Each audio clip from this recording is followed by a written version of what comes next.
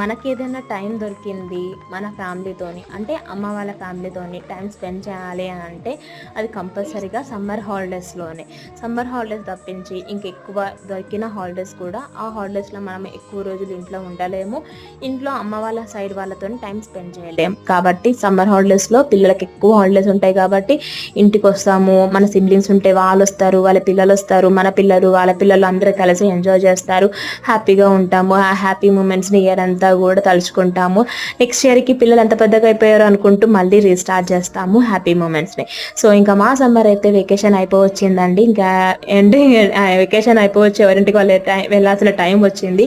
So అందుకనే ఒక date పెట్టుకున్నాము అందరం కలిసి, మేము మా సిస్టర్ వాళ్ళ అమ్మ అందరం కలిసి బయటకు వెళ్ళి నైట్ డిన్నర్లోకి టిఫిన్స్ తీసుకొని తినేసి ఐస్ క్రీమ్స్ తినేసి ఇంటికి అయితే వచ్చేసాము. దీని లాంగ్ రెసిపీ ఆల్రెడీ పోస్ట్ చేశాను, దాని యొక్క లింక్ అయితే కింద టైటిల్లో పోస్ట్ చేస్తాను.